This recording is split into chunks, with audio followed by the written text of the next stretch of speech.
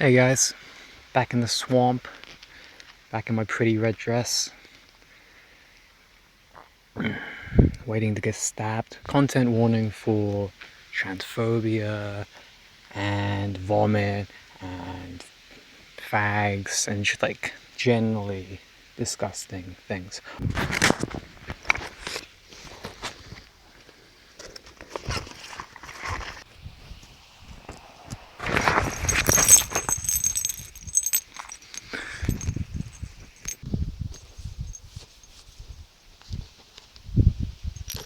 Oh yeah, also spoilers for like a bunch of shit. Artists for a long time have found a niche to experiment in porn and do things that they can't do in more conventional media. You see this in like hardcore pulp and pink films, and you get it, right? And kind of unrelated, but I think the reason Clinical Trial got so much more flack for its ending, much more than like Serious Weakness did, is because of what happened before. In Serious Weakness, there's a mountain of fucked up shit that happens before the ending, where, spoiler, Tria essentially partly forgives Incel, and they live happily ever after. Whereas with Clinical Trial, the fucked up aspects of the story only become like truly apparent right at the end, with the preferred endings of both stories being to essentially, at least partly, forgive the abuser for what he has done. As Trianon once quipped, "You're a terrible person now.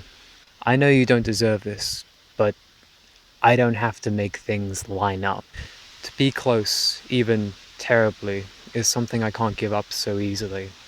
Not in this world without connection."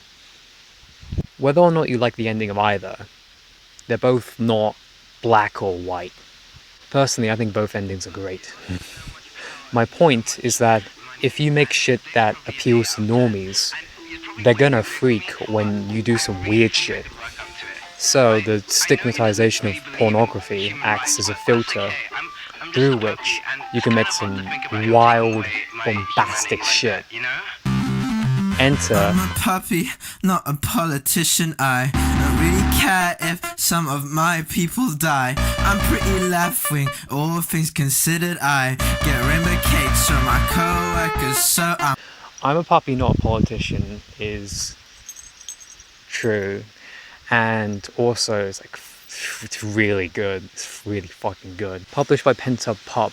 It's a nightmare fur fag ex-technocrat about being Peter Thiel's puppy girl, which is something I relate to on a very visceral level. Go watch it if you haven't already. Like, the idea of seeking out pain and blaming yourself when you suffer, but subconsciously enjoying it, or just enjoying it at any level, it's very me.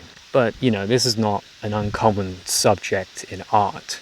What I really loved about I'm a Puppy, Not a Politician was the display of something forbidden.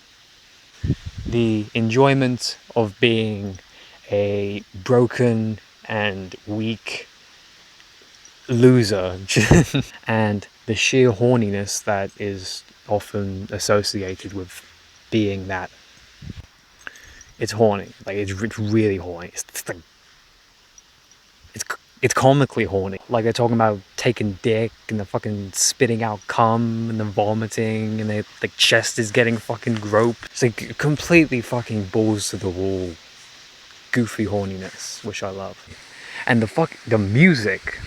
The whole song has this fucking nauseating bass that pounds your ears like your dog at the pound. It gets more and more fucked up as it keeps going. Their voice gets more strained.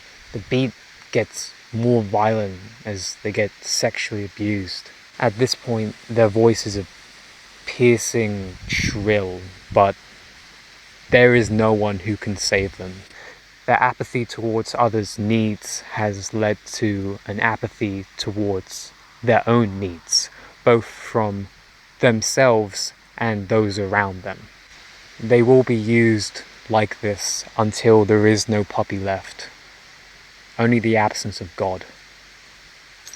The whole thing kind of reminds me of House of Puso. Stay, please. With Puso initially being scared and kind of pissed off and annoyed at the blood leaking from the random fucking eyes dotted around his room before he starts playing with it, and then he literally covers his room in blood as he descends into mania.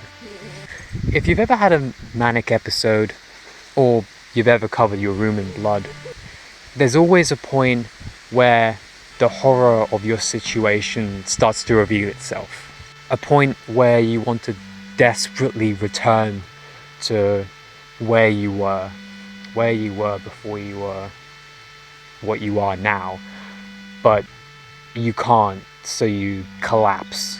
You collapse and pray to a God that you never believed in, that someone will save you from the violence of your mind, from the blood on your walls, from the people who hate the fact that you're alive.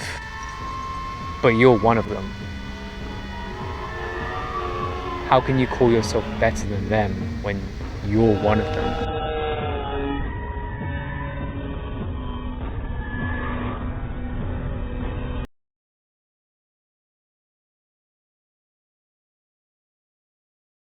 The creator of this song, Puppy, whatever the fuck their name is, they're from the UK, and it's like, I don't know if you can tell from my lovely accent, but I am also from the UK, and I love it here. On a serious note, there's like no queer representation in terms of like representation that actually matters to me. Like indie queers doing weird, like perfunctory, that's not a word, perfunctory shit. So it's really refreshing to see someone making shit here, you know? So, okay, what I'm trying to say is that horny art is art. Porn is art. Just because something is horny in a way that makes you uncomfortable, like, I don't know, fucking diaper shit or whatever, does not mean that's morally bad.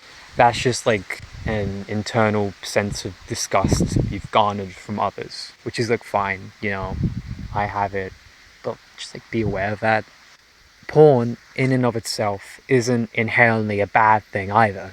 As someone who was at one point addicted to porn, I get it. That shit can do a lot of harm. What I will say is that other than being a neglected, lonely teen with unlimited internet access and zero guidance from my parents, one of the main reasons I was addicted to pornography was because it was one of the only places I could live out my fantasy of being a girl. The eyes that bleed don't stop bleeding just because you put a rug over them. It's something I've learned. My message to all you real heads out there is to be comfortable with expressing your sexuality through art. You don't have to do it publicly or at all if you don't wanna.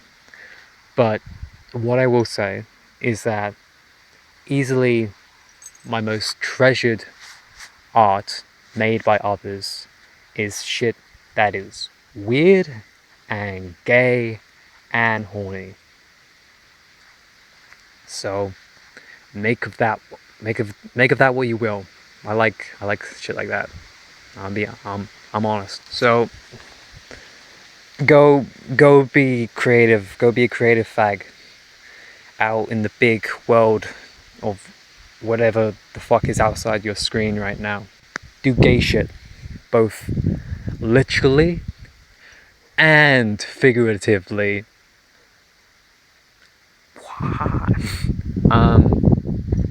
Yeah.